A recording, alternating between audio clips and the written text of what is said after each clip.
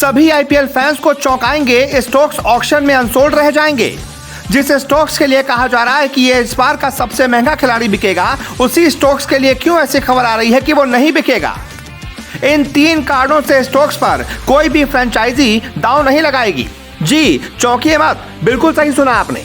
जिस Ben Stokes के लिए कहा जा रहा है वो आज तक के आईपीएल इतिहास के सबसे महंगे खिलाड़ी हो सकते हैं, जिसको 17 करोड़ या 18 करोड़ में भी खरीदा जा सकता है। लेकिन उसी स्टोक्स के लिए एक चौंकाने वाली खबर यह भी सामने आई है कि 3 कारण हैं जिसकी वजह से बेन स्टोक्स अनसोल्ड भी रह सकते हैं। अब ये 3 कारण कौन से हैं, ये हमारे एक्सपर्ट आपको डिटेल में समझाएंगे। जी हाँ, आप सुनकर चौंक जरूर गए होंगे कि हम ये क्या कह रहे हैं, क्योंकि वेन स्टोक्स जिनको आप समझ रहे हैं कि वो आईपीएल ऑक्शन में 23 तारीख को सबसे महंगे बिकने वाले हैं। ऐसा लोगों का प्रेडिक्शन है कि शायद वेन स्टोक्स ऐसे प्लेयर होंगे इस आईपीएल ऑक्शन में जो सबसे महंगे प्लेयर होंगे। लेकिन हम आपको वो 3 रीजन बताने जा रहे हैं जिनकी वजह से आपको भी लगेगा कि शायद टीमें कम इंटरेस्टेड होंगी वेन स्टोक्स में, उनको खरीदने में कम इंटरेस्टेड होंगी। हो सकता है कि वो अनसोल्ड भी रहें। वो मैं 3 रीजन आपको बताऊंगा, लेकिन उससे पहले मैं आपको बता देता हूं कि तैयार हो जाइए आईपीएल का लाइव कवरेज देखने के लिए। जो ऑक्शन है उसका लाइव कवरेज देखने के लिए हम लाइव रहेंगे अपने चैनल पर, तो आप लोग ज़रूर टाइम से पहले आइए। आप सभी को पता है दोपहर 2:30 बजे से होगा लाइव ऑक्शन, लेकिन हम उससे पहले ही आपके पास अवेलेबल रहेंगे, आप देख सकते हैं। तो अभी चैनल को सब्सक्राइब करिए, फेसबुक पेज पर देख रहे हैं तो फॉलो कर लीजिए। तो चलिए वेन स्टोक्स की बात करते हैं।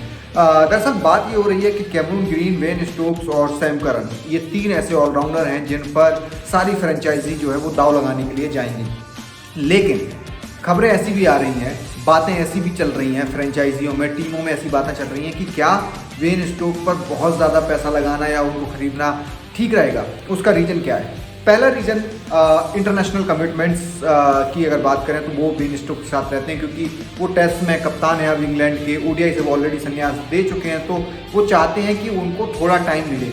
और इसीलिए शायद उन्होंने ओडीआई छोड़ा था। जब उन्होंने छोड़ा था तो उन्होंने बताया था कि वो अब टेस्ट पर और T20 पर फोकस करना चाहते हैं, इसलिए वो ये फॉर्मेट को छोड़ रहे हैं।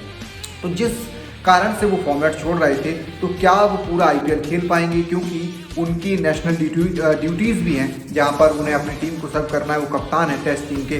तो ये भी एक फैक्टर रहेगा कि कहीं वो अपने देश के लिए मना न कर दें क्रिकेट खेलने से, क्योंकि ऐसा अक्सर प्लेयर्स के साथ होता है। दूसरा जो रीज़न है वो अक्सर वेन स्टोक्स के साथ होता है उनकी इंजरी को लेके। अगर आपको ध्यान हो तो 2021 में मुझे अगर सही ध्यान है तो वो इंजर्ड हुए थे, सिर्फ शायद 1 मुकाबला खेला था उन्होंने और उसके बाद वो आईपीएल छोड़ के चले गए थे। उसके बाद में भी वेन स्टोक्स को इंजरी रहती हैं और जिस वजह से वो क्रिकेट से काफ़ी टाइम के लिए दूर भी रहते हैं। जब से स्पेशली जब से उन्होंने दोनों गेंदबाजी, बल्लेबाजी और फील्डिंग तीनों फॉर्मेट में अपना पूरा 100% देने की कोशिश की है, तब तक वो इंजरी उनको हुई है। तो टीमें ये भी देखेंगी कि इनको इंजरी ज़्यादा होती है, क्या इन पर उतना पैसा लगाना सही रहेगा, क्योंकि इंजरी भी है। और मैंने आपको बताया कि कमिटमेंट्स उनके जो इंटरनेशनल क्रिकेट में हैं, अभी कप्तान बनाए गए हैं। तो दूसरा रीज़न ये भी हो सकता है जिस वजह से उनको टीमें खरीदने में कम इंटरेस्टेड होंगी। अब जो सबसे इम्पॉर्टेंट और थर्ड बात है वो ये है कि वेन स्टोक्स का पिछले कुछ सालों में आईपीएल में पार्टिसिपेशन बहुत कम रहा है। एक सीज़न वो खेले नहीं, पिछला सीज़न आईपीएल का वो खेले नहीं, तो उससे पहले का सीज़न मैंने आपको बताया कि शायद वो 1 मुकाबला खेले थे। और 20 में भी जहाँ तक मुझे याद है कि 2020 में भी वो शायद आधा ही सीज़न खेले थे, लीड से टीम के साथ जुड़े थे। तो पिछले 2-3 सालों में अगर देखा जाए तो 2020, 21 और 22 में खेले नहीं, 21 में ही खेले थे और 20 में शायद आधे खेले थे, 8 और 7 मुकाबले। तो कुल मिला के 3 सालों में उन्होंने 8-9 मुकाबले आईपीएल के खेले हैं।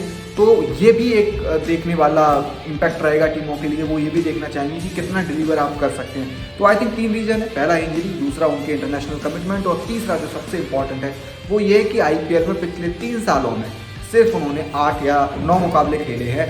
तो टीमें क्या उन पर इतना पैसा लगाकर जिस प्लेयर को शामिल करना चाहेंगी जिन्होंने पिछले 3 सीज़न में सिर्फ 8 या 9 मुकाबले खेले हैं, जिनको इंजरी ज़्यादा रहती है, जिनको अभी अभी कप्तानी मिली है, तो वो अपने देश के लिए भी कमिटमेंट अटेम्प्ट कर सकते हैं। तो मेरे ख्याल से ये 3 रीज़न है जिनकी वजह से जो मैंने आपको रिपोर्ट बना के दिखाई उसका यही कारण है कि शायद टीमें वेन स्टोक को खरीदने से पहले सोचेंगी और इसी वजह से कैमरून ग्रीन हो गए, सैम करन हो गए, जेसन होल्डर हो गए, इन सारे प्लेयर्स की तरफ ज़्यादा भागने की कोशिश करेंगे।